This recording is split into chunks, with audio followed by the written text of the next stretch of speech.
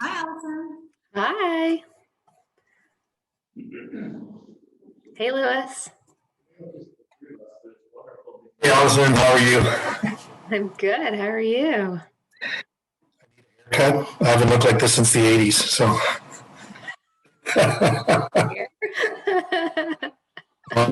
Watch the lecture, is that it? So this is Allison from Ivoclar. You're not recognized people. There's Hi. Ivoclar, and we've got Alex who just joined us from K Dental. And so we're going to wait a little bit longer for the attendees that can hear me. We're going to wait a little bit longer. We've got a few more people we're waiting for. So we'll give them the opportunity to log on. And then we'll get started. Okay, so welcome everyone to our Mastering Veneers lecture with Dr. Harold Berenstein. We wish we could be doing this fully in person, as we would have been doing, had this been a couple of years ago.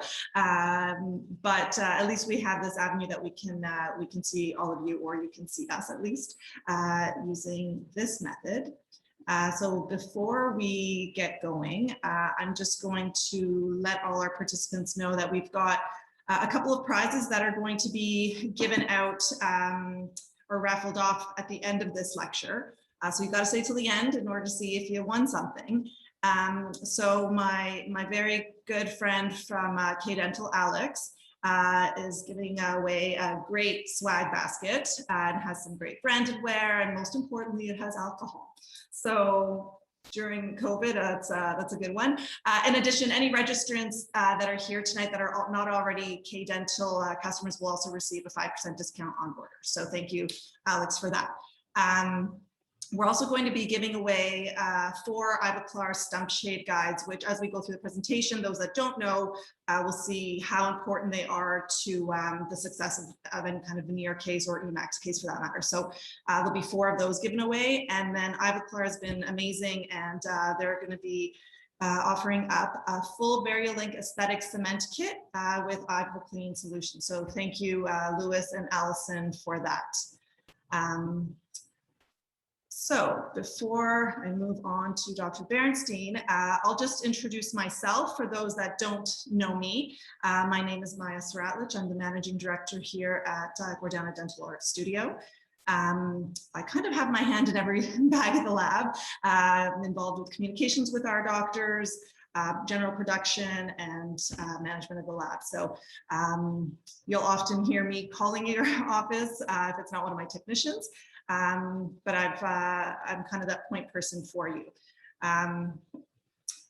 Let you guys know, I have a little video that I wanted to share for those that don't know our lab. Just a little quick introduction, I'm not going to take too much time, and then we'll jump right in. So.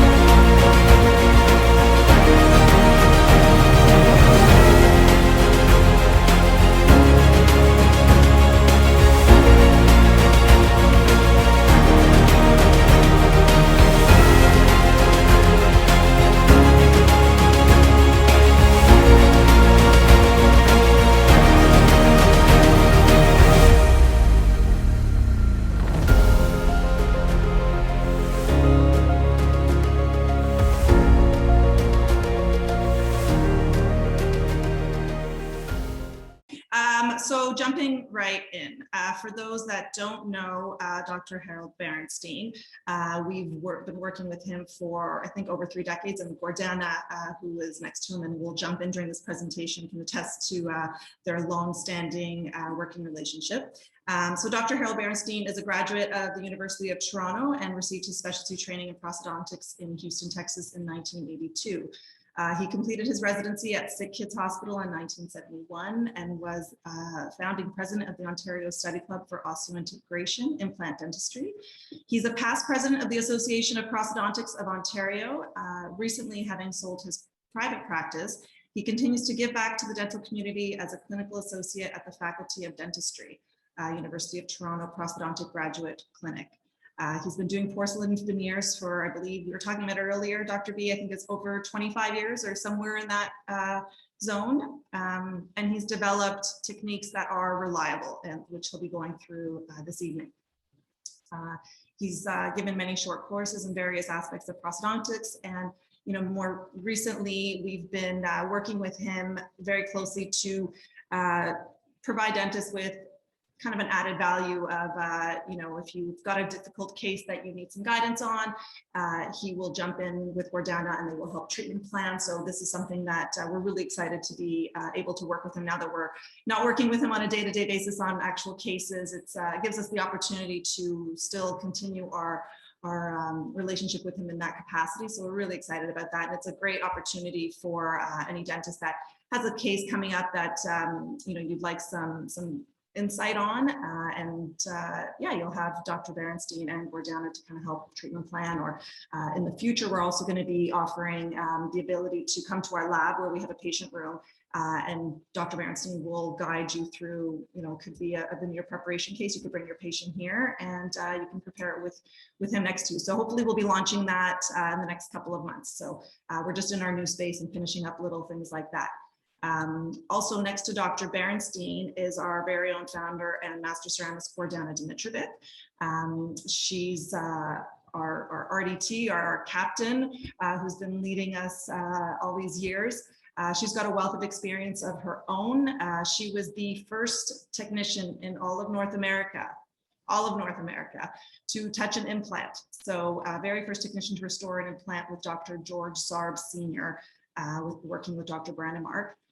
So she's got a wealth of experience in implants, and her eye for aesthetics, I think, is something that can't be compared to. So she will be jumping in with some things with Dr. Berenstein during this presentation, and she's available for questions as well at the end, just as Dr. Berenstein will be. So with that, Dr. B, I will pass it over to you for, if you want to say a few words before you jump in.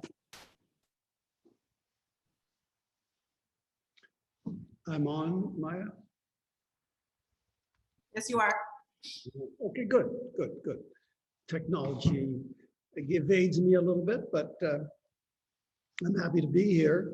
And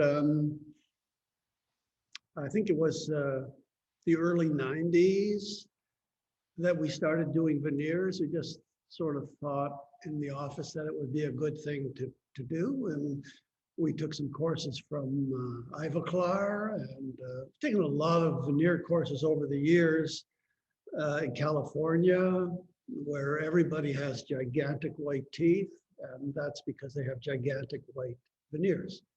And we try to make them more natural, but people still want to have white teeth. There's no question. But we'll talk about that. I've seen the changes in the technology that have occurred over the past few decades, and materials and technique, not just the technique at the chair, but the technique in the laboratory, which is, and now that we're moving towards CAD/CAM and milling, and eventually we'll probably be doing everything in not milling, but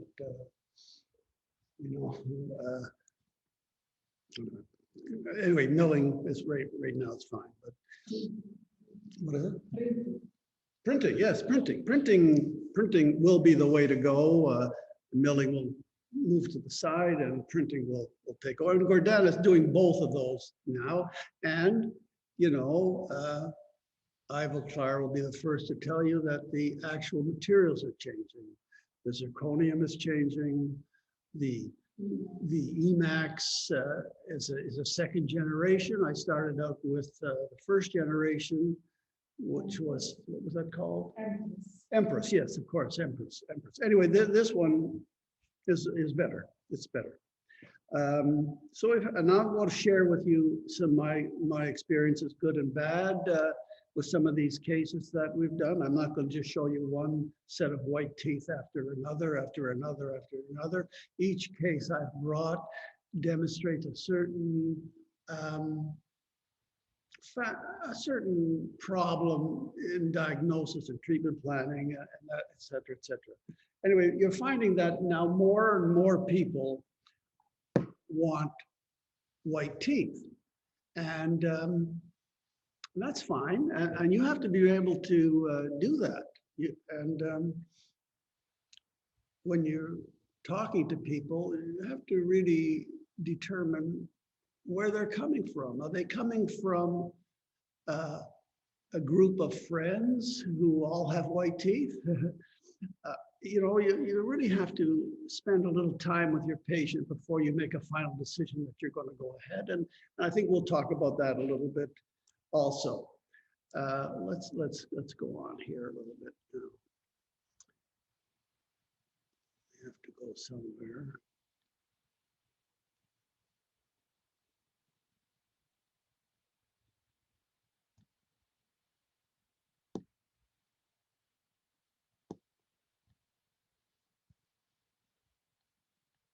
Okay, good. Okay.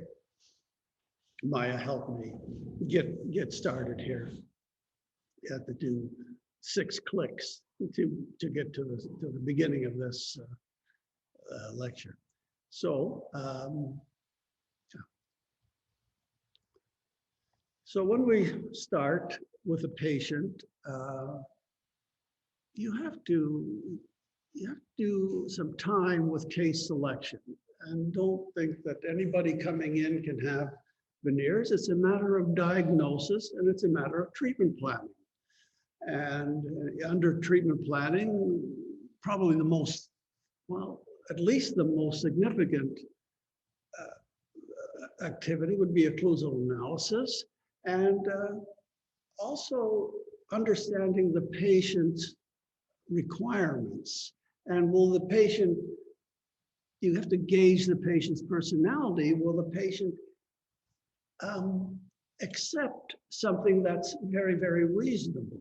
Sometimes you do get fooled, you know. And now when we are using the digital techniques, you can show the patient something. And this reminds me a bit of a story that I'll tell you because it's very, very significant. I had a patient who was referred to me for veneers, and what I do often is show them some patients with veneers. So I'll run through my computer records of patients. I said, look at this case, look at this case, look at this case. Here's the before, here's the after, and gauge from that patient what they liked. Now this patient, she didn't like anything. She did not like one thing that I showed her. And I showed her maybe 10 cases, and she didn't like one of them. So what do you say to that patient who doesn't like anything you've done, yet she still wants to proceed?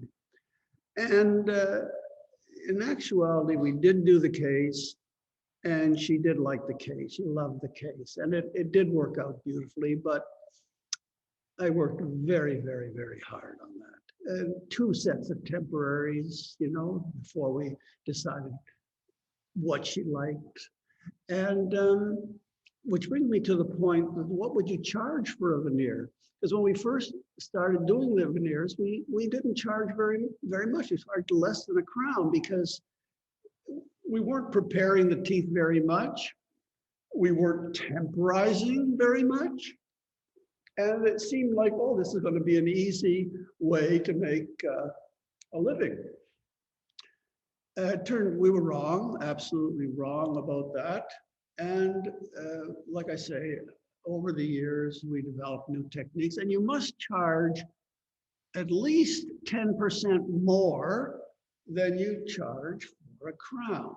And I say at least, because when you look at the fees for plastic surgery, cosmetic surgery, you'll understand that you have to get paid for it, and people have to understand that this is aesthetic dentistry. It's not health needed, it's cosmetic, and people will be paying for that. They'll be paying for their facelifts and their eyes and their blepharoplasties and all of that, and they have to pay for the veneers too.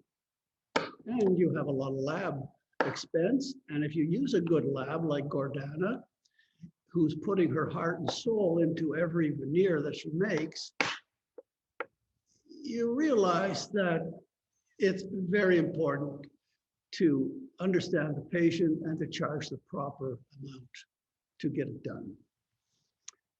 Okay, so let's just move ahead with case selection. And again, I want to emphasize the patient needs to be willing to wear a night guard. And these printed night guards are thermoplastic, they're printed, they fit excellent, and the patient must be willing to make them, to wear them. And I have patients who have 2 or 3 of them because they keep one in Florida, they keep one at the cottage in Ontario North, and they keep one at home. So these are the dedicated patients. It's the type of patient that you want to treat. And I'll just add that the way Gordana is making them milled thermoplastic, that's absolutely the way to go. And we'll go into more of that later on. So in treatment planning, you have the advantage of doing a diagnostic design for the patient, showing the patient what she might look like when she's finished, and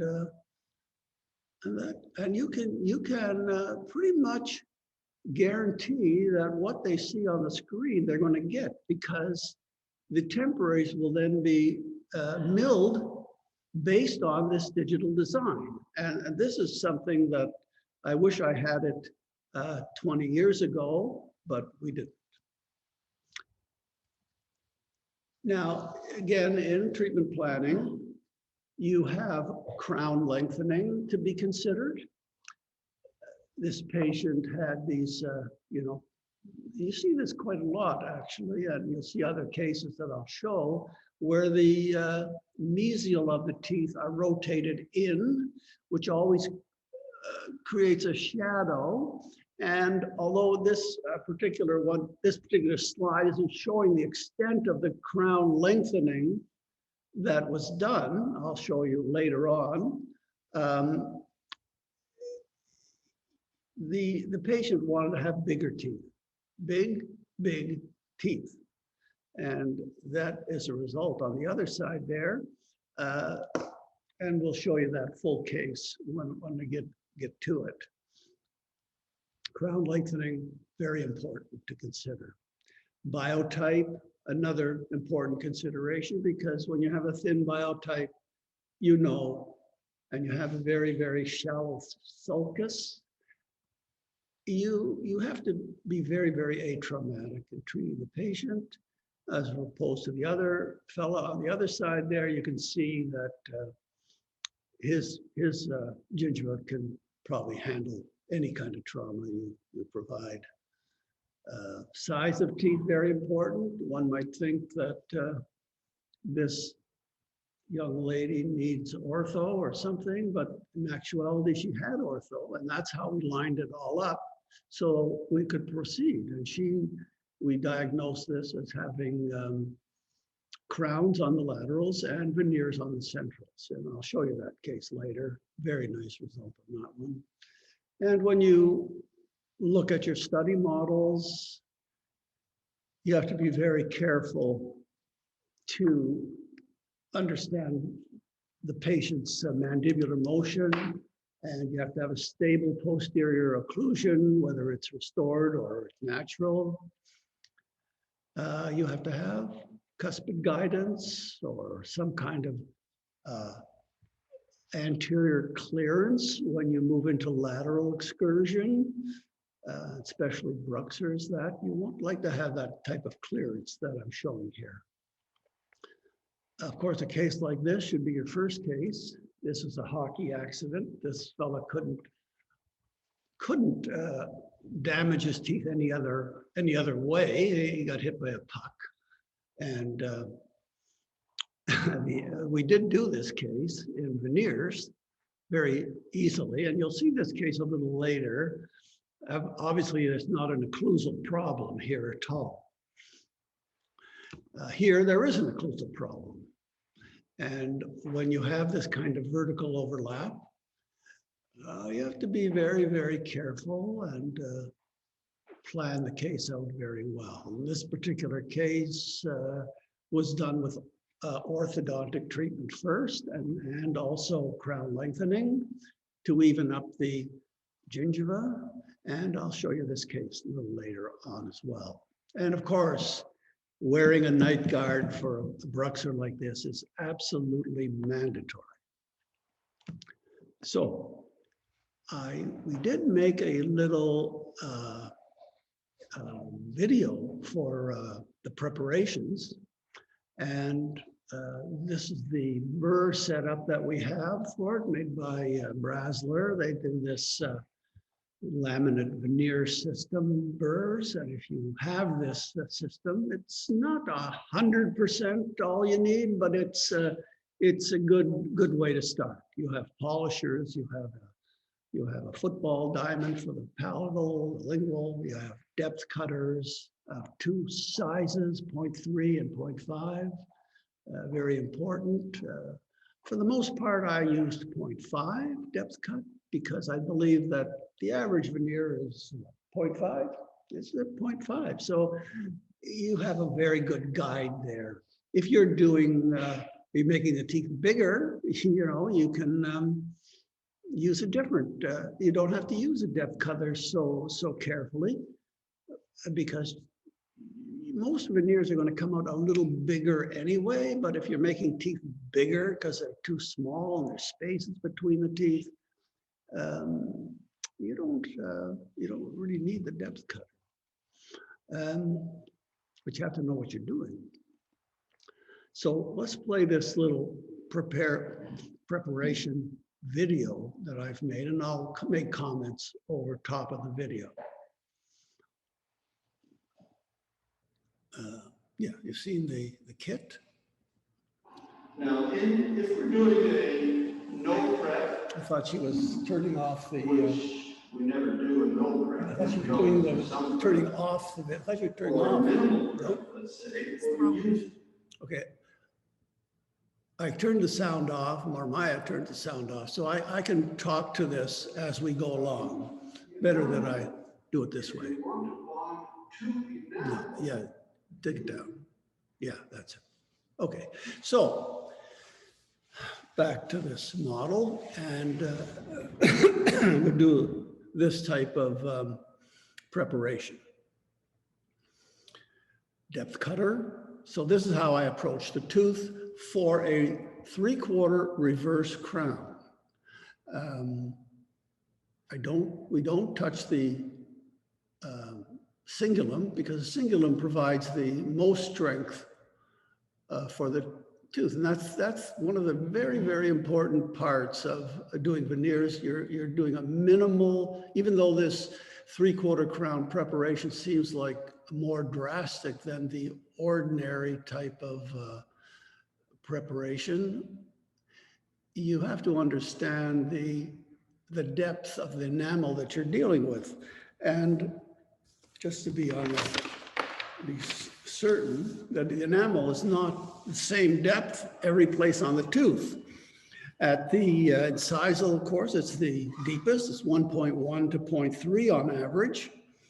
In the mid, it's 0.8 to 1 on average.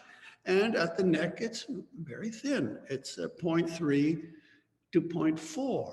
So that leads you to try to understand what you're bonding to, because you're not always bonding to enamel. You're bonding to dentin, which is it's a fairly decent bond also to the dentin, but I like belt and suspenders, and that's why I like the reverse three-quarter crown, which there is a definite learning curve.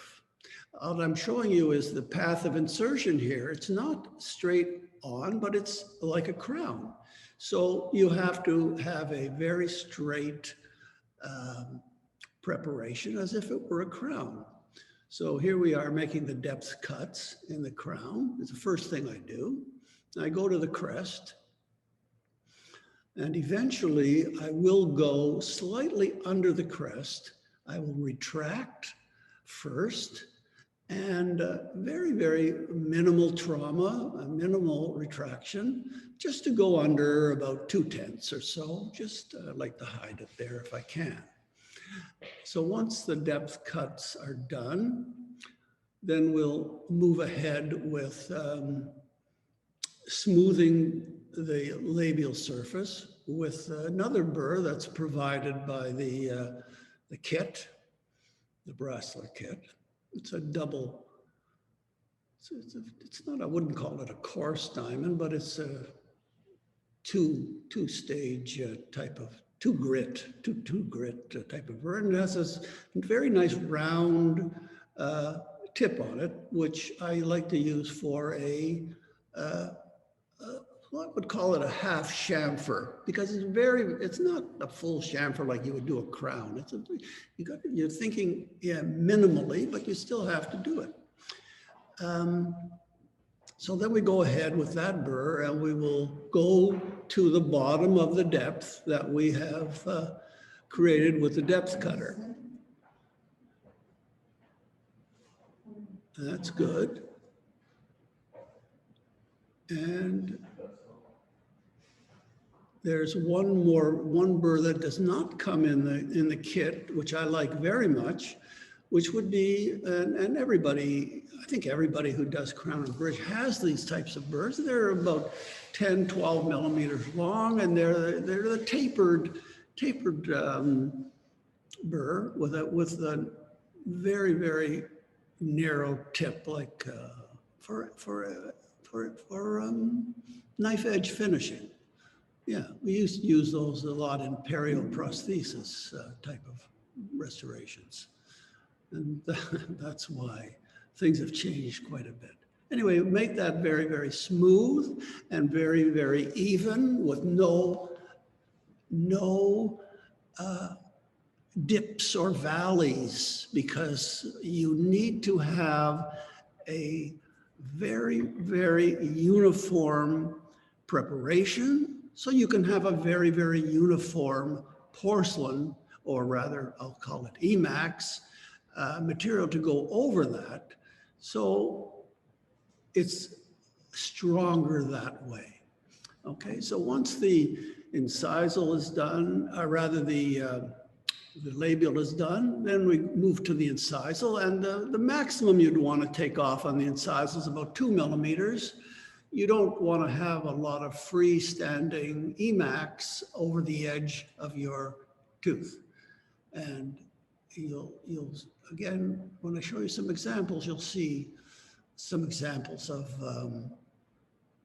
how that works. So here we go with this burr that they've given in the kit is really not long enough. It's okay to get started with, but this is a type of burr you need, but you need a longer one. Now, I spent probably a little too much time doing this on the model. It really, working on the model, it's probably easier to actually work on the tooth, because even though the model is methyl methacrylate,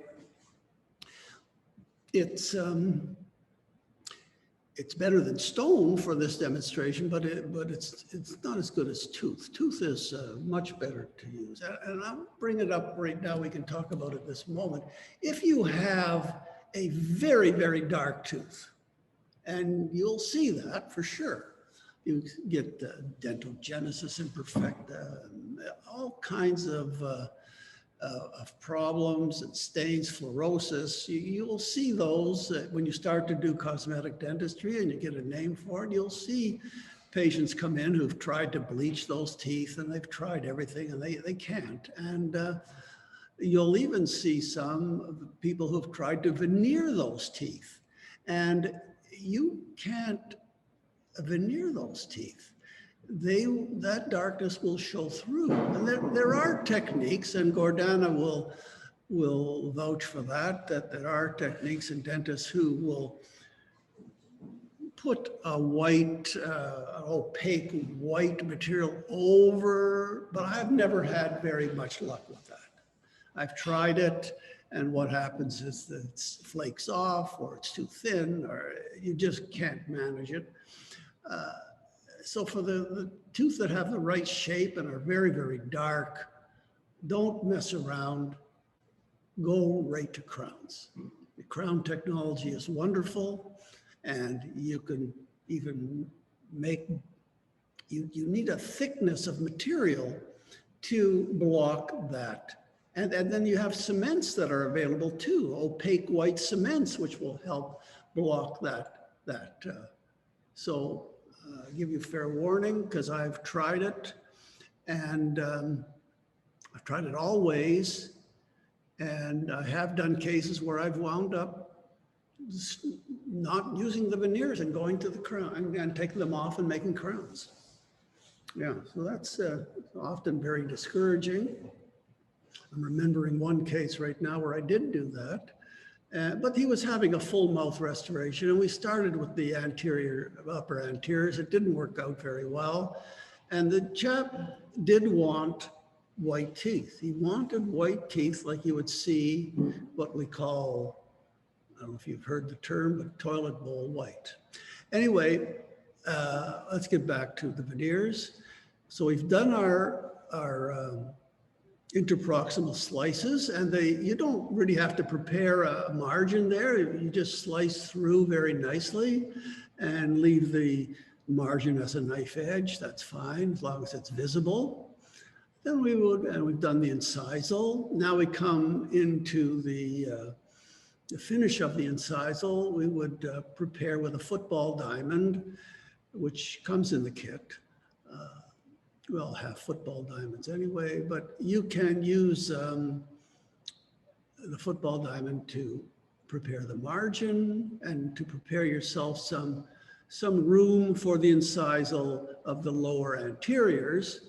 And you need to provide a body of porcelain that's at least 0.5 millimeters, and you have the patient go into various lateral excursions, not just lateral, but protrusive, and each way they can go, and make sure that you have room for the porcelain. And you do that as you're working. Let them, if they do have guidance on their laterals and their cuspids and that, do one tooth and then go through your excursions and make sure that tooth has room. The other way of checking it to see if it has room is by putting on what I call a skinner, but it's a template, a clear acrylic, right? Template, those skinners that we make. Vacuum formed, they're usually vacuum formed. They don't mill those, but vacuum formed skinner template, and then you'd use that for your temporaries as well, but we'll get on to that in a moment. But just in terms of preparation, once you've done all your cuts and everything, make sure everything is rounded and smooth along those angles there. Don't leave anything that has a crease in it or a valley or anything like that. just smooth and nice right around. And what I do as well, once I have finished off all that, I didn't put it in this video, but after I've done all that smoothing and rounding, I like to take a linen strip and go over all the edges, everywhere, over the incisal edges, over the interproximals, and make sure that I've knocked off all the loose enamel rods and anything that might be a little irregular. Emacs and porcelain all love smooth surfaces. Yeah. So there we are, just finishing that up. And yeah. Dr. B, we have a quick question. Do you always open interproximal contact? Yes, for this particular preparation, completely open. And don't forget, you only need 0.5 millimeters. So maybe in this case, I don't think I had quite the right burr for it, but it might be a little bit bigger than 0.5. But yes, I do. And you'll see in the next little video, if you're doing what we might call a no prep or minimal prep veneer, where you're not, you know, the tooth is small and you're making it bigger and you don't have to, and you have a lot of enamel on the tooth, maybe you don't have to do this 3/4 crown preparation. But this was the cases that I got involved with, for the most part, required this, in my view, this type of preparation. But there were cases, and there are cases, that were done on smaller teeth with good enamel, and we did not, we relied on the bonding of the tooth to enamel. But I'll tell you, once you've made your preparations, you don't always have enamel there. If you go by the numbers the average numbers, mid 0.8 to 1, you have to take off maybe 0.5 millimeter at the most, and then you start to see the dentin and you realize you've gone through the enamel. Okay. Now, if we're doing a no prep, I want which to, we never do a no prep, we always do some prep. For a minimum. Yeah, I was trying to do it. There we go. Okay, so here we're doing a minimal prep.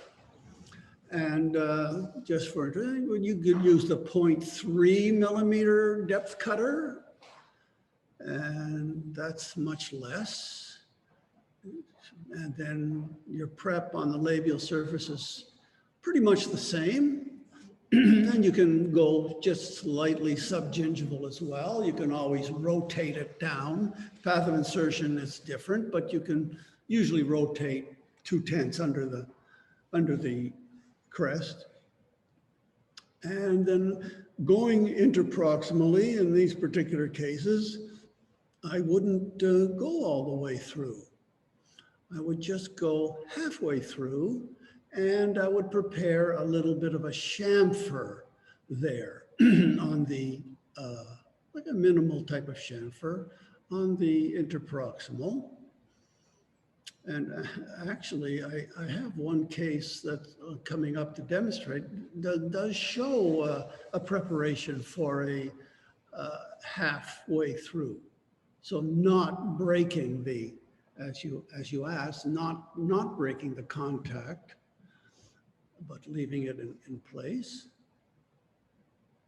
And but in my view, I haven't had too many cases that I would do like that. And very often the teeth have fillings in them, they're discolored, they need more substance So that's a very minimal type. You don't even have to temporize a case like this. You can get the veneer done in a couple of weeks and have the patient just be patient, because when you do these cases, they're very hard to temporize. And when we've had to temporize cases like this, hi James, we've had to bond the temporary on using spot bonding and techniques like that. But in this particular little presentation, I can't go into every single detail that was going on. So perhaps Gordana would like to address the natural dye material and taking the stump shade. This is something we don't generally do in crowns, but I can't emphasize to you how important it is to have the correct stump shade. You want to talk about it, or shall I talk about it? Yeah, go ahead. Go ahead. Hello, nice to have you all, and we appreciate it's you become part of this. Hopefully, become a study club on the aesthetic cases. The biggest challenge to achieve the shade, the color the patient wants, we have with the stump. And as Dr. Berenstein mentioned, the color of the stump is telling the technician what type of porcelain we have to use. In this case, we've been using Emax. We started first with Empress, but then now it's Emax. There is a different type of opacity. So if we have the stump shade, we can determine what type of the ingots we are going to use to press the veneers. So if the patient has very dark shades, means that we need to use higher opacity and prevent from the dark color showing through the porcelain. If you are doing the pure veneer, which Dr. Berenstein mentioned, the maximum thickness would be like at some point 0.5. Most of the time it's 0.3 around the gingiva. Then we really need your support and your help. If you don't have, Ivoclar is selling the natural dentin colors.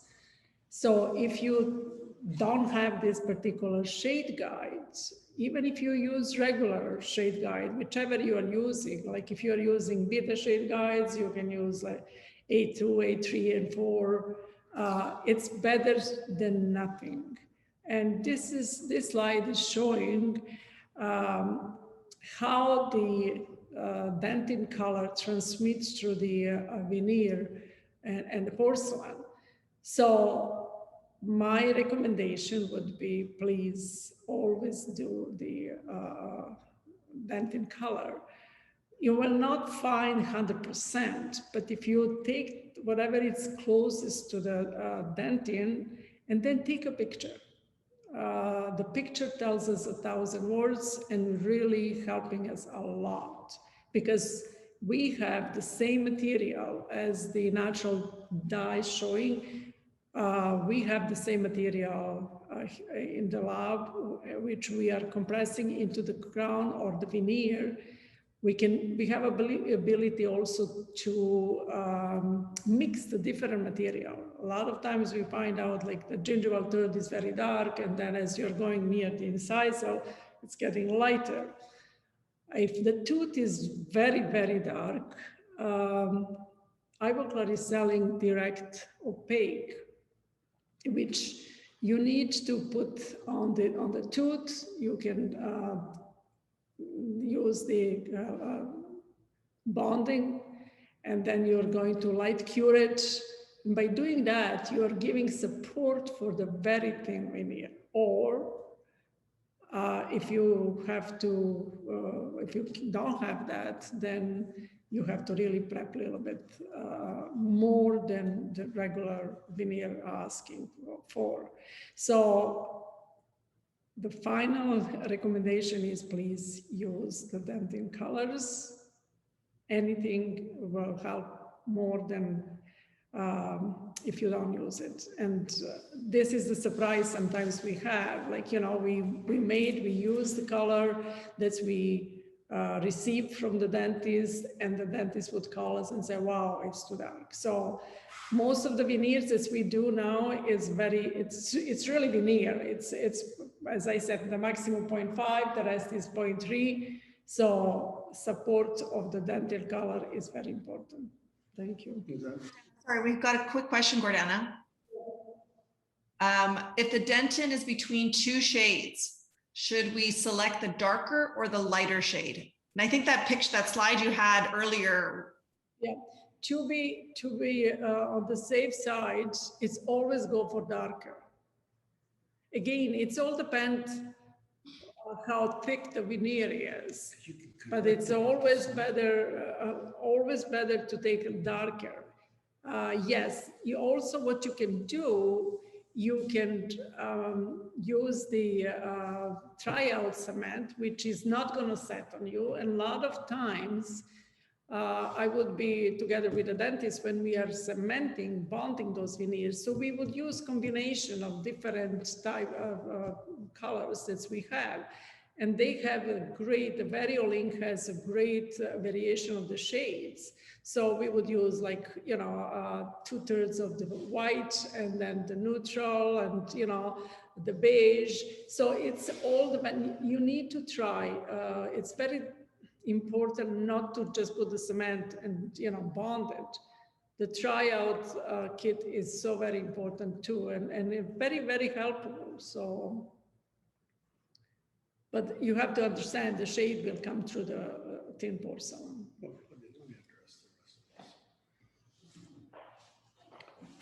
Yeah, perhaps a little bit of a difference in what Gordana said and what I said, because I have used some opaque material and the tooth color, whatever tooth color it was, if there was perhaps a stained labial filling.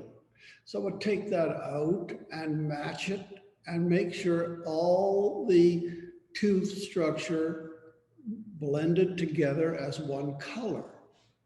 And like she says, the neck is often different than the mid, than the incisal. So you have to take all those colors into consideration. Yeah, it's very important to do that.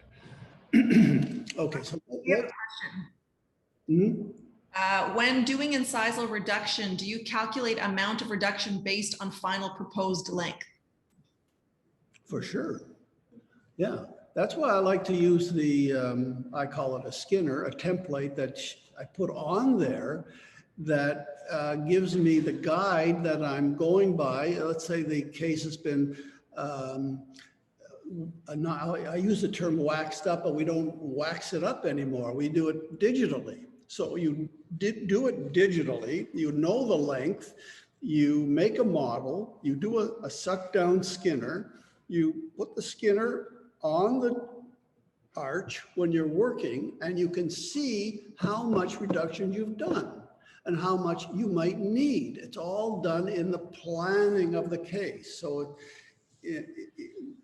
most of the cases that I did while I was growing up with veneers, we waxed the case up first, waxed it up. And then we made a model, and then we made, but you didn't have a way to show that really to the patient. The patient likes a picture on the computer, not wax on a model or a model. You need to, that's why right now we're kind of in a good place. When you're using a laboratory that knows what they're doing, you're in a good place to, and you can, the laboratory will do the work based on your prescription, show it to you, and then you say, well, no, that has to be a little longer, that has to be a little shorter. You know, you have your input. And now to just get back to that question again. So you've pre-calculated how much incisal reduction you do, but I'm just saying, don't do more than 2 millimeters. Because when you start to go 3-4 millimeters of incisal reduction, you're getting a very unstable material. So don't do that. If you have to do that, then you have to change technique. You have to go to some kind of a porcelain bonded to gold or porcelain bonded to zirconium or something like that, that you could build up a core underneath the porcelain, which will be strong. Okay, I hope that answers the question, because that's a very good question and it's a very important question. Okay, so we can do more questions after we get through all of this. Now, in terms of temporization,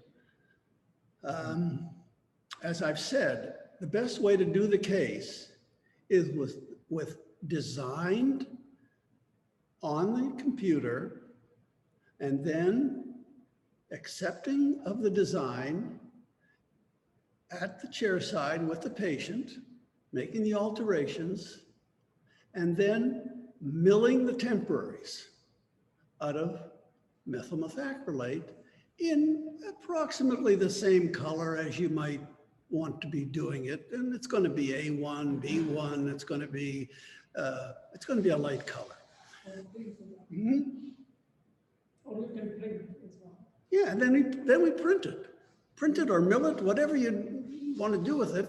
And then you go to the patient with the temporary. Okay, so that's one way of doing it. And then you prepare the teeth and you fit the temporary, you prepare a little more, you refit the temporary, blah, blah, blah. You work around it. It doesn't go on like immediately, but you can work it through and it usually does come out quite nice. And then you have a beautiful temporary. And usually you're doing 6 teeth. You just cement that on with whatever life, some calcium hydroxide or even Tempon sometimes. Sometimes I use Duralon or Duralon with Vaseline or something like that. It's depending. So here you see a beautiful setup. Yeah, that looks like, what's his name? Anyway, so that's good. This is a milled acrylic, right? It's a milled acrylic temporaries. It's wonderful. I mean, what could be better than that? No. Okay. Of course, this chap sold his business for $100 million, so it's not a big problem for him. If you're doing it, but and make note of this, because this is very, very important. When I came upon this material, new outline, I was very, very happy. There is a little bit of a learning curve, but it's a long-term provisional PMMA, methyl methacrylate, but it has some composite qualities, some composite resin in it, and it comes in various shades, and it does look like ceramic, and it does last, and you can work with it beautifully once you, like I say, there's a learning curve, but write new outline down, find out where it is, and order. I think we ordered it from the States. I don't know. We use it a lot. That was my main go-to at Chairside material. And you can use either, some people like the silicone matrix. I don't know. I find that the residents in the school that love the silicone matrix for some reason. I don't like it at all. I like to prepare a template like you see there, which is just made with a suck down material. And it's so useful for so many things. Measuring, temporization, everything. And we'll just run through cementation briefly here. Although cementation is very, very important. And it reminds me something Gordana mentioned. If your your crown comes out a little bit too white, a little too light, you can definitely darken it with the beautiful materials. What do you call those, Gordana? The try and paste, the try and paste. You try and paste, and then they give approximately, not exactly, but approximately the color that your veneer will be. And remember one thing too, I'll just advise you. I've always found that after you cement it, the next day when you check it, because usually we're using anesthetic, not always, but most often, using anesthetic, you want to check them without anesthetic. So I always bring them back the next day to double check it. They're always a touch darker. And when I say a touch, I'm not saying a lot, but I am saying a touch. So aim for a little lighter, And that's why you don't do a veneer next to a natural tooth, a single veneer. You just do not do a single veneer. You do 2 veneers, or you do a crown, because the lab has a way of doing in-house staining, but you don't really do in-house staining on a veneer. I don't think we've ever really done that. So do them in multiples of 2. So cementation, here's a case, typical kind of a case where they've had, the mesial has a big filling in both of the teeth, and the teeth are rotated in at the mesial. And as a result, there's always a shadow there, and it's an issue. So you'll make your preparations of the 2 teeth. And here I am using the linen strip to really smooth everything out there. And I like to use Expasil. Maybe there's a little too much Expasil there, but Expasil is a lovely material for, I would say, for veneers, especially for retraction and drying the areas. Can be used very nicely. And etching and Monobond Plus on the laboratory will return the veneers etched, and you can put the Monobond Plus on there. It's MDP, it's very important part of the technique. And now they have the Variolink Esthetic, which is very easy to use, simplified administrations. And they have the etch and the monobond, and and here's the final cementing. After you've tried in various try and paste, you've decided on a final cementing color, and go light. Always go light. And there we go. You do that, you give that an initial burst, and then chip it, and then give it a final burst of light, and you can get a very nice, natural look. And here is a slide of the kit, including the try and paste and the etching and the monobond and the cement, and I can't tell you what we used in the past. When we used the Syntac and a whole variety of chemicals, we had to have it all written down, and it was a lot of trouble. But we did it, and it worked. It was very good. But this is much simplified now. Very good, very nicely done, and they'll be better in the future. And then, of course, the importance of experienced lab work. Worked with, well, I haven't worked with a number of labs because I really confined myself to Gordana for so many years, but I've talked to many dentists about what they're doing and what they're getting and what they've got. And they're really very often there's no comparison whatsoever to the mass production and the quality that Gordana provides. So here's a few case studies that will give you some examples of, oh, and I want to mention one more thing. I made a few notes to myself here, thinking about the lecture. It came up once at a meeting, how to put the veneers on. Let's say you're doing 6 veneers.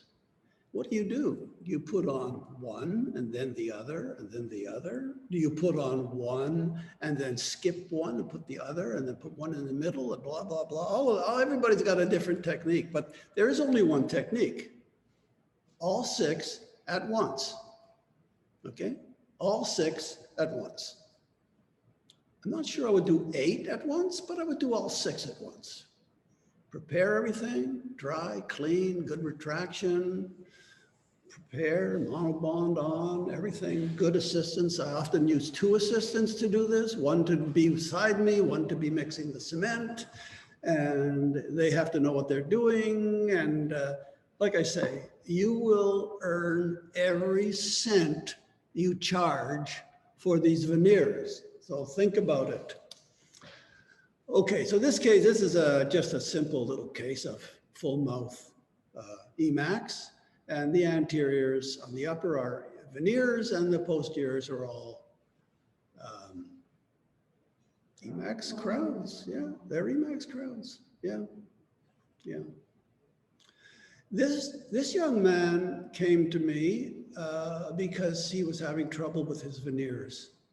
They were coming off. He has 6 veneers on his front teeth, coming off, getting discolored, a lot of trouble, sensitivity, a lot of trouble. Taking off the veneers, we find underneath fungus, stain. Look at the gingiva around the right cuspid, it's horrid. And you know, you just have to, it's very discouraging. So the bottom line for this young man was he should have had ortho. I didn't see him before that, but he told me his teeth were crowded and the dentist said, well, we don't have to do ortho, we can do veneers. But that's wrong. That's wrong. Don't get suckered into that. If you need ortho, get ortho. There's some minor rotations and things you can do with veneers, but don't go crazy. Anyway, he didn't get it. So anyway, we temped it in crowns. This is crowns now, it's not veneers. And re-prepped and made sure we got gingival healthy, nice stippling, everything good. And I'm not sure about that right central. Maybe it was dead. I'm not sure well, that may be a stain in there. I know he did wind up with a anyway, he had a couple of sets of temporaries until we got the gingiva in good shape. And then we re-prepped again and got everything ready. And we made 6 crowns for him. Emax, I guess. Emax, I think. Anyway, he did very well with that. He's very happy. But imagine what he went through. Imagine what this kid went through. I call him a kid. He was a young man, maybe in his early 20s, and he was a teacher. Anyway, go on with that. Yeah. There's another case here of the rotated, and this gal was a patient of ours for year after year after year, for years and years and years. You're a very well-known woman in the city, actually. And she had these rotated teeth that bothered me actually more than it bothered her. So I would talk to her about veneers time and time again as she came in. Anyway, we veneered her teeth and she was quite satisfied with that. Yeah, came out nicely. And this woman also, if I said her name, you'd know who it is. And I said, how can you walk around like that? I mean, I was forceful. I was probably more forceful with this gal than I was with any of my patients ever. because we did have a recall patient that did come in, and we also had referrals, of course, for veneers. And when they're referred for veneers, sometimes they're shopping, sometimes they want to know what's involved, or they want to check you out and make sure you've done a few or something like that, you know. So, but there, I thought, you need to veneer your teeth. Every time she come in, I said, you need to veneer your teeth. Anyway, she finally veneered her teeth. she was pretty happy about that. She was pretty happy about that. So we did 6 veneers for her. And like I say, unless the cuspid is 100% perfect, and I mean that, no wear on the lingual, you know how the yellow shows through on the lingual of cuspids up near the incisal. Do 6, don't do 4, do 6. This gal, it's kind of an interesting case, a bad slide, but it's an interesting case. You can see all the discoloration and filling she has on those 2 centrals. Anyway, this, I don't know what got into me here, but I prepared those teeth. One is prepared in the usual way that I do. And, oh, I know what it was. Now it come back to me what it was. The left central, you can see there's a space below the left central, but there isn't a space below the left central. It's a tooth that's in labial version. It's a lateral that's in labial version. You can see there's a tip of it there. And when she comes into protrusive, that tooth knocks against the distal incisal. So in order to have more supported porcelain, not porcelain, emax, in that region, I did not break the contact. So I hope that answers your question a little bit, who asked about breaking the contact. I elected not to break the contact on that spot after checking the occlusion back and forth, side to side, and I'm pretty satisfied with what I did there. Although it's always a little harder to finish like that. Anyway, she got her 2 centrals, and that's all she wanted. Probably could have veneered the laterals too, but that's what she wanted. She was a teacher, and I think that they paid for that or something. Anyway, worked out you can see the tooth now, that little hidden lower left lateral, you see? But in certain movements, that tooth would come up and get onto the distal incisal edge of that central. And here are these young ladies, two sisters who came down from North Bay to have their veneers done. Their orthodontist in North Bay was someone that I knew from the Sick Kids Hospitals for so many years ago. And the sweetest gals you'd ever want to meet.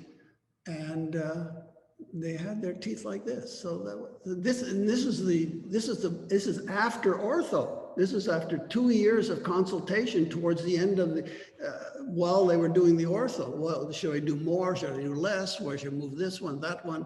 Anyway, that's what she looked like when she came to me to do the veneers. Case was already planned.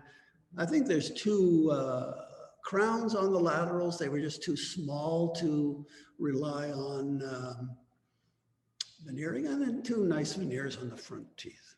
Yeah, front centrals. Nice case. There she is. I love those girls. I think this is her sister. They were like twin mouths. Yeah. And this, I put the sister in because in this sister's case, she had a big papilla.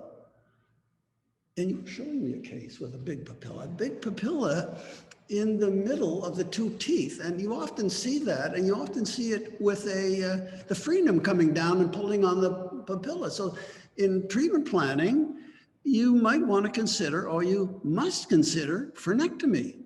Get rid of it. And then you have to have, as I said earlier, you have to have the emergence profile just come out nicely. So you have to create room for that emergence profile. And we did do that with the electrocautery.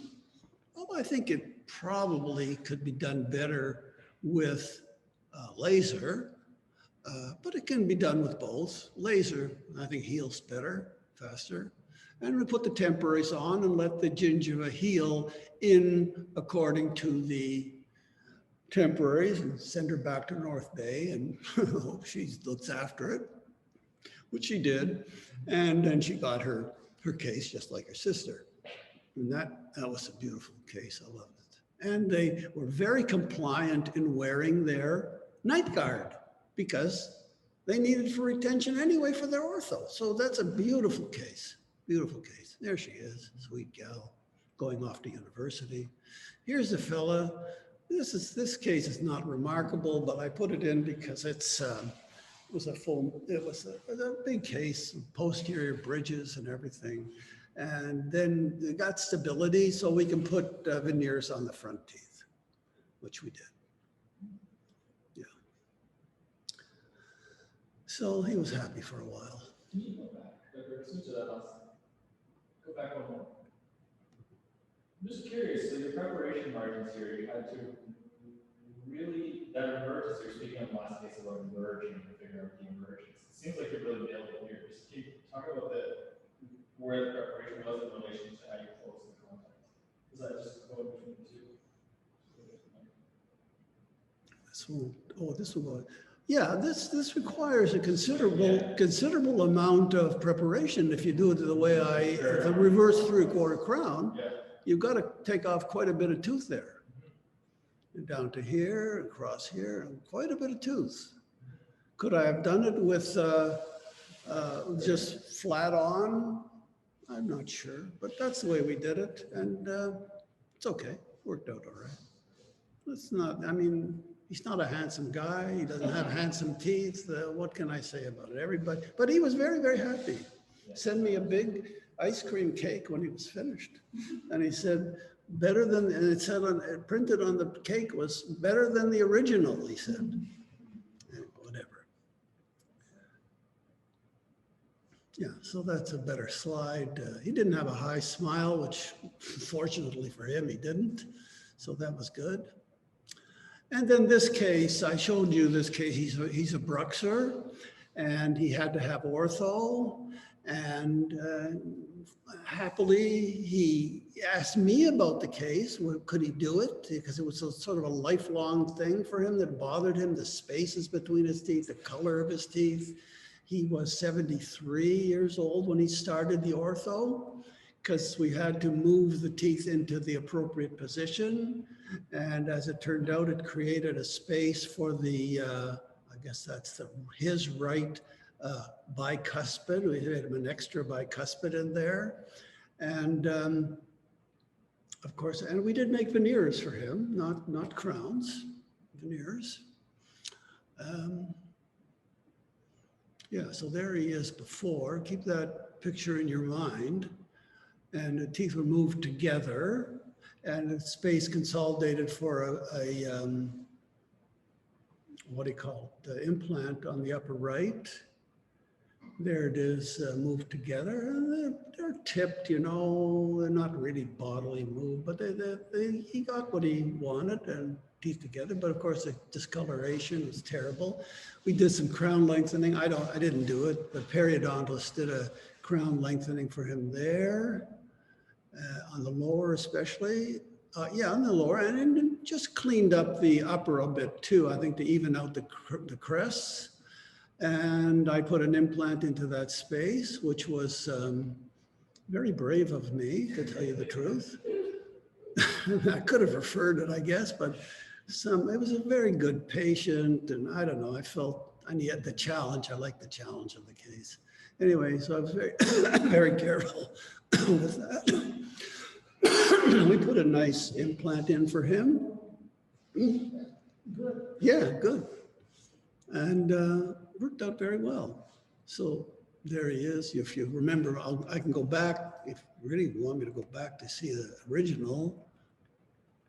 There it is. There he is there. You wouldn't think that was the same person, but it is. And to tell you the truth, just a few weeks ago, I went into the office to have a cleaning done for myself, a prophy, and he was walking out. And I said, "How you doing?" He said, "Oh, great, great. How you doing? Are you wearing your guard?" "Yeah, I'm wearing my guard. Yeah, you know." So anyway, he's okay. Dr. B, we have a quick question. Sure. Would ortho be required for veneering mandibular teeth if the patient has a deep bite, for example, greater than 80% overbite? Well, this is it's a good question, but there's a lot more information that's required than just answering that question helter-skelter. What does a patient look like? You know, that's the big thing.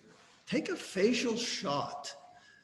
Let's see what the patient looks like, smiling, at rest, because that's all part of the consideration. But an 80% vertical overlap with no horizontal overlap, that's a huge problem. That's a huge problem. I suppose you could slap on some veneers just labially. Are we talking about crowning the lowers or the uppers? What is she talking about? What? Veneering the lowers. Veneering the lowers. I would say offhand, no, because that's a disaster waiting to happen.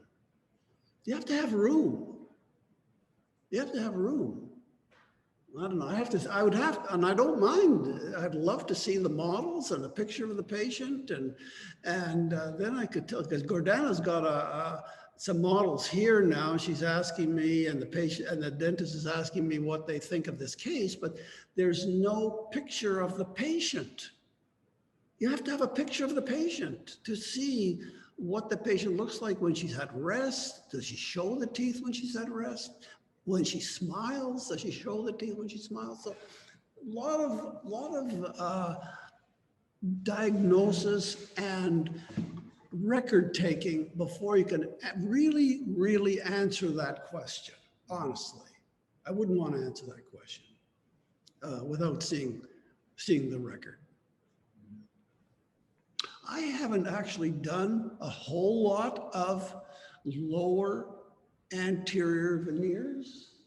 I usually opt for crowns in those cases because you need retention. You need retention, and by the time you prepare the teeth, you don't have a lot of enamel. You know. Anyway, I'm going to go on. I'm going to go on. But I'm very, very happy to discuss this with anybody, any of Gordana's patients, and just ask me.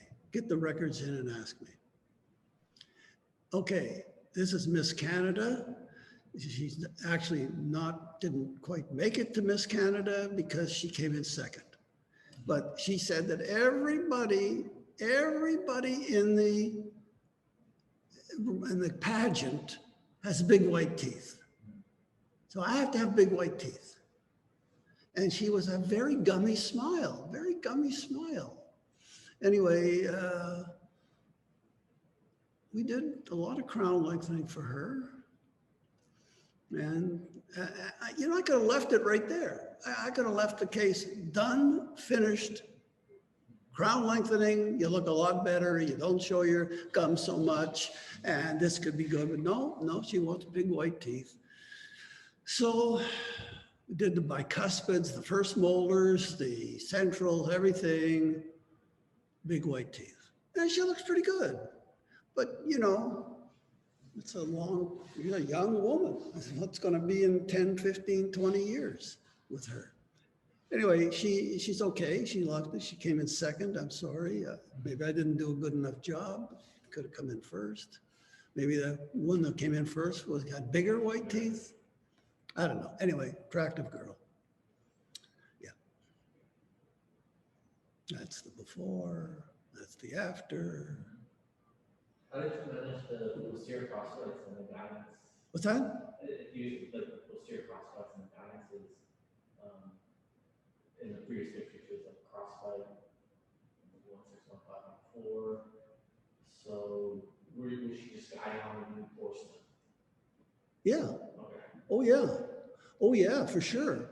I've done a lot of bicuspids and cuspids and group function. I like group function when I'm putting veneers on the bicuspids, so they'll share the load.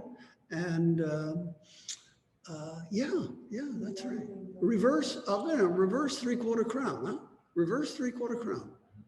Beautiful preparation. My niece has it, and she's doing very well with them. Here's another case which is very, very interesting. Very interesting. This patient was referred to me also from out of town for a second opinion that the dentist wanted to cap her upper teeth there, the six front teeth. She needs something, obviously. These teeth are very heavily filled. And to my way of thinking, capping these teeth, it would leave you with stubs of teeth, which were also with fillings left, right, and center. That's very, very weak, very, very weak system. So I asked her to have orthodontic treatment on the lower, so because her teeth were crowded for veneers. It couldn't control the occlusion. So she did take one central out and move the teeth back and line them up like that. And then instead of capping the upper teeth, we put veneers on. And that case has been in the mouth for maybe 10 years, 8 years, 9 years, 10 years. Yeah, wonderful case. And she wears her night guard all the time. Very, very, very good patient, compliant. Some guys want big white teeth and can't always talk them out of it. So he wanted 6 done. And I had to talk him into 8 because if you can imagine if he'd had 6 done like that, all you would see when he walked in a room would be 6 white teeth and on a black background. Huh? Very, very, and I told him that up front. I said, I can't do 6, I have to do 8. He said, okay. So now he's got 8. He's got a little food between his teeth there, but didn't notice that. But anyway, now he's got 8. And he talked to me about doing but this fella, he didn't have big money at all, nothing, but he was working and saving, and I think he was kind of a male model or something. Anyway, or that was his part-time job, I don't know. Anyway, he was very happy with big white teeth. Now, I have to apologize for the slide. It's not my slide, it's the orthodontic slide. And I had to plead with him to give me some slides of the case. I don't know why it came out like that, blue in the veins, everything. Anyway, that lady was tired of looking like a bulldog, and you can see the terrible issues she has with her teeth in terms of bite. And you can't do anything prosthetically for a patient like this. There's no protection, no guidance, there's nothing that's right about this mouth. So anyway, the orthodontist did a fabulous job lining everything up and I didn't think he could do it, but he did it. And I think we were making temporaries, and she wanted a natural look, and there's 6 veneers on the upper, very natural look. I think we made a crown on that tooth, I'm not sure. We probably made a crown on that tooth too, and the 6 veneers. Very nice case, beautiful case. Not such a good slide, but that's how she looked.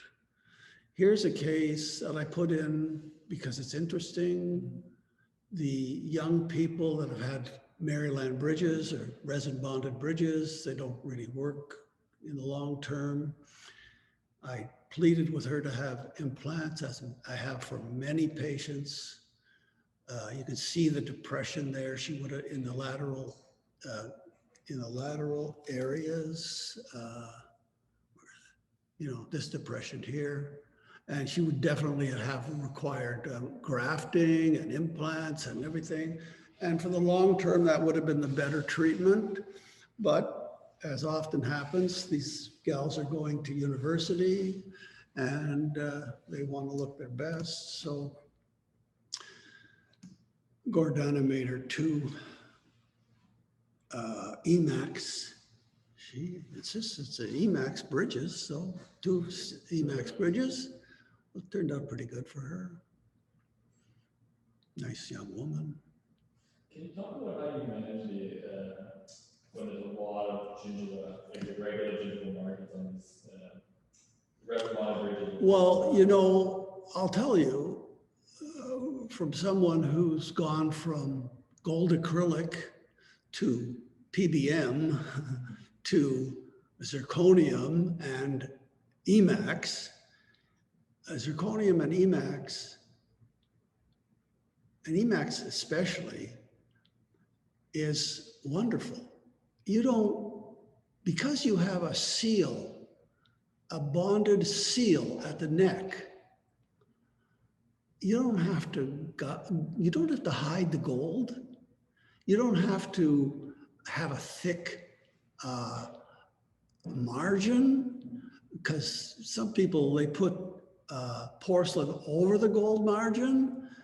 I always like to have the case deep enough so that I would have gold at the edge and go deep enough so that the emergence was just right. But now with these new materials, and that's what I'm saying, new materials are making our lives much easier in many ways.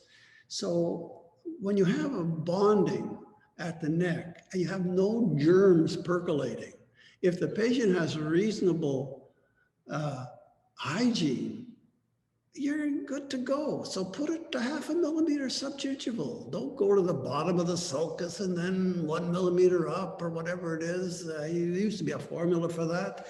We don't buy that anymore. That's just, if you're doing these porcelain bridges, you're good to go. But you can't make them terribly long. You're taking a bit of a gamble that way. Anyway, so that's what I have to say about that. Here's the guy with the hockey puck in the mouth, and this is the kind of case you want to do for your first veneer case. That's but I'll tell you the truth, about 10 years later, he got hit with a hockey puck again and broke the 2 centrals.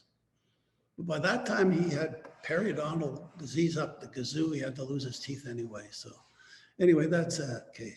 And here's a nice case that'll show you really what I'm talking about. Gentleman obviously needs something, and look at the occlusion is very difficult. This is a difficult occlusion because there's a bit of overlap vertical, but not much horizontal overlap at all.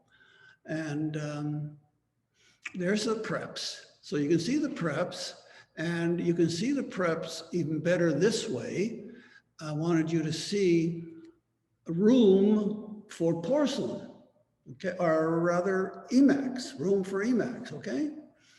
And stump shade, temporaries, more temporaries from the lingual. You see leaving the cingulum.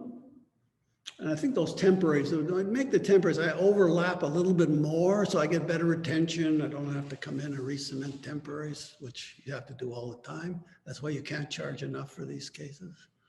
And this is, I think that's the finish. Yeah, that's the finish. Yeah. So that was a good case. Nice fella, good case. Wife liked it, very happy. This case, Oh, I know what this is. I want to show you. This is very important. This gal had a, we'll call it class 4. I don't know, do we use that classification anymore? Class 4 fracture of her tooth. Yeah, that, and so that's all acrylic on the left central.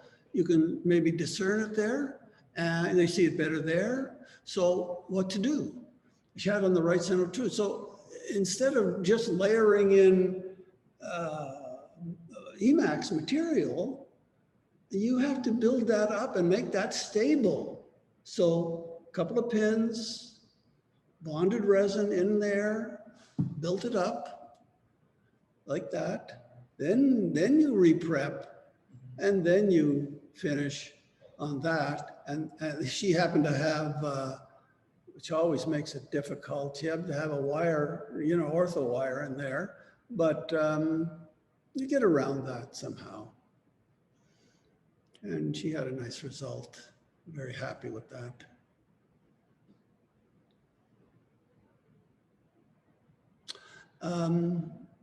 Again, you do a little dentoplasty, let's call it that, or enamelplasty, and you do the 2 centrals, and you can get away with that. Two veneers instead of veneers and crowns, and that worked out very well for her. Also a well-known gal. Deep overbite, but still, if you have substantial porcelain on the lingual, when she comes forward, everything is well supported.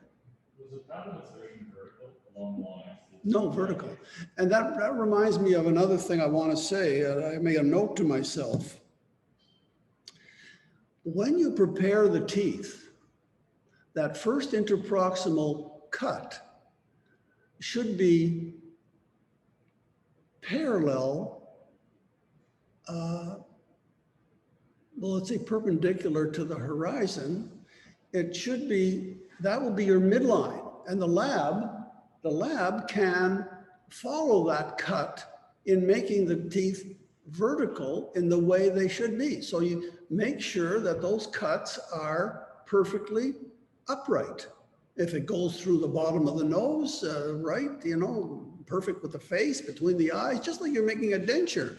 Just make that cut properly and not, because here it would be very easy to make this cut a little bit diagonal, and then you throw the lab off. Then you get a lot of trouble that way. So make it perfectly upright. Very that was how she was always breaking those incisor edges, and so we made her some veneers instead. She's very happy with that. Better than what she had. This gal had dark teeth, broken incisal edges on the lateral. We decided, and on the cuspid, she didn't like anything she had, so we just made her some veneers.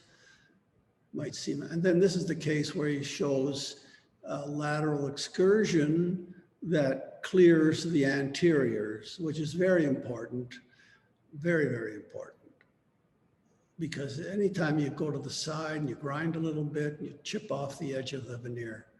So you have to, if you can, make it a little bit like, so you have freedom in that respect. That's the other side. Forward. Actually, as she came forward and protrusive, it looks like she's carrying on her cuspids, which was good too. I was comfortable with that. She didn't even know it, but that's how she was, and I liked it.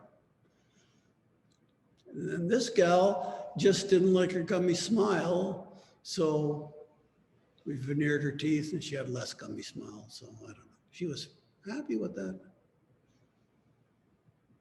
Veneers. Okay. So that's a bunch of cases.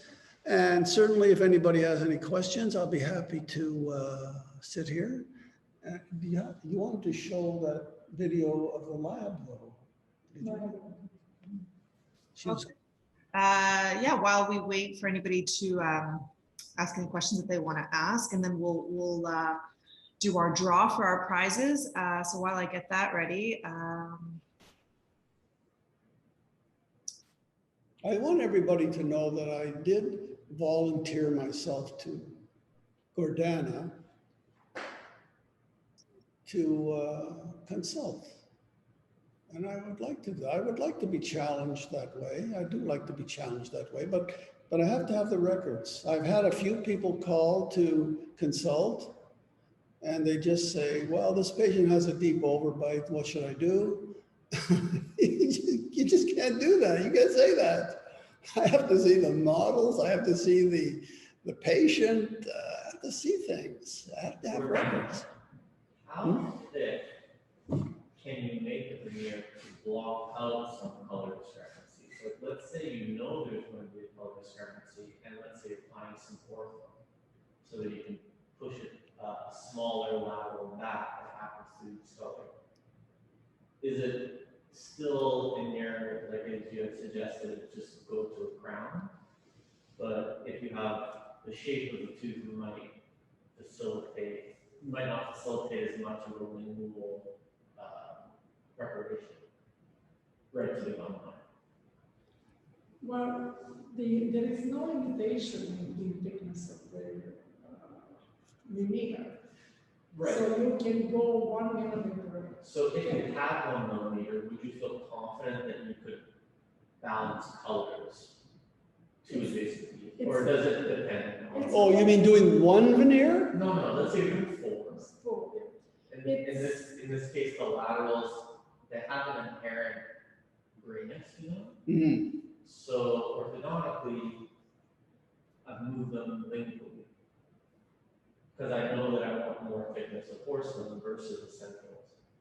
But you had mentioned that you're concerned in general with the smaller laterals. Well, if you, yeah.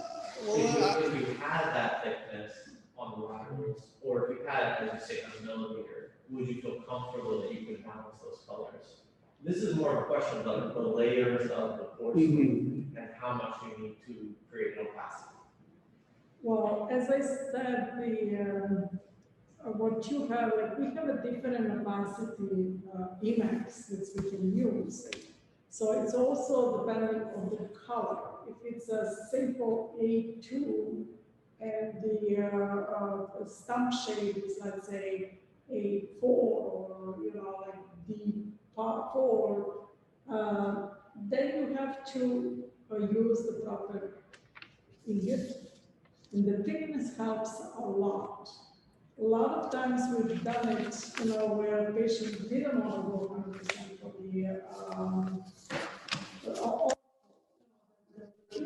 so we need to build most of the time the laterals. We have to bring them out in level with the, so that's fine. That's really fine, and you don't have to worry about the strength. In fact, the thicker porcelain or Emacs by itself, or zirconia, are stronger. So you're safe to do that. You're really safe to do that. But I also like this direct bonding, like opaque bonding that they have. In that case, you have opaque cement. I mean, it's very good, the opaque cement. But sometimes it's not enough, like, because if they give you, like if you put on your preparation and you bond that and then you take the impression, we already have half job done. Because I worked on some cases where were really almost black, that recycling teeth, how they have the bands of different colors. And near the margin is always the problem, and that's the darkest spot. But if you paint that opaque bonder, it helps a lot. Like we don't get the 100% white, but it is way better than that. And then we use also the ingot, like the porcelain, the Emacs. So you can get we get the beautiful results. Really. Well, I guess we differ in that one, because you're putting opaque cement near the gingiva, opaque bonding near the gingiva, then you're preparing slightly under the gingiva. What happens to that lump of of bonding that you put on there. You can't go over it like that. Well, you know, you But can't. you go without to, you have to in that case. You have a case like Berenstein where there's lateral on one side and a lateral on the other. Make a crown. I'm sorry, make a crown. What were you saying? I'm sorry. No, I mean, what you're talking about is the gingival, right? You have your margin, you have either it's connecting this way or it's connecting flat. You have one, if you wanted to illustrate what you're talking about, I can't exactly remember, but there's one lateral on one side that's more of a outward look and one that's straighter. Anyways, if you flip back, I'll show you. I completely understand this one. I completely understand.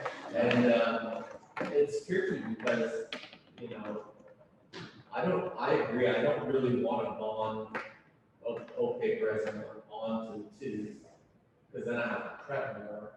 And then I'm thinking.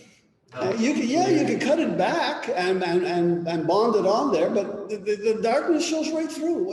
You're talking about different types of things. Some teeth are black through and through. They're black through and through. Those cases, forget it. Right. I guess the answer is always it depends.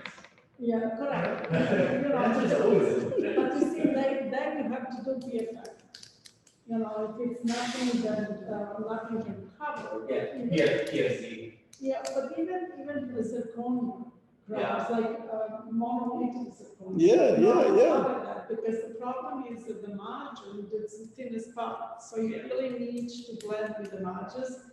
And then the only what will happen if you do the PFM, it will not show, but if you have the right light, it will always show brighter because opaque and then the porcelain. So, you know, like the most, the highest capacity of the porcelain still has translucency. Like you will go through and you hit the opaque. That's why you can only see what patient has. Just look at the gum. Gingival third, then you can see, oh, this is PFM, because you know, if it's a full coverage, then it's difficult to see it. But that's the only spot where you can always find. Maybe a smile line too is important. Smile line. Yeah, oh yeah. And if they're planning to do collagen fillers, you get away with a lot more. That's right. But That's a right. lot you can do really with there is quite many patients, you know, like Dr. Berenstein is a prosthodontic, you know, so those people come and they understand what's going on. But, you know, regular practitioners, they have a problem making patients to do the ortho. So we did that, like alignment, it came nice, to be honest with you. So nobody sees like that lateral is maybe 1.5 millimeters thick.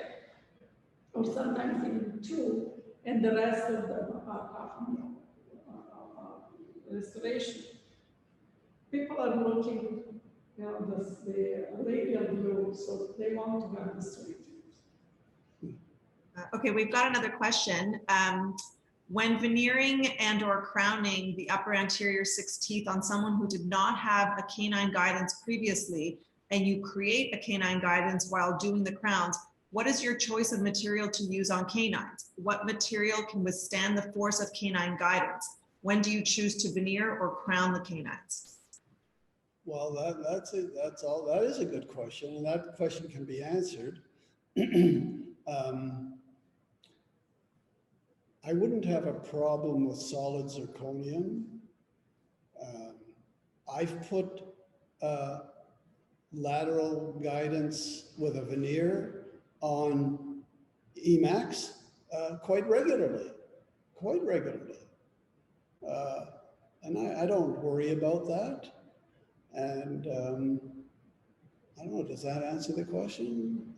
Yeah, you know, and even in a PBM, porcelain chips off the gold, and you know, there's no easy answer, but the materials can stand it. The Emacs and the zirconium crown, or I'd rather have all zirconium than porcelain fused to zirconium, but that's why I think I like Emacs the most, because it's solid Emacs and it's a very good material.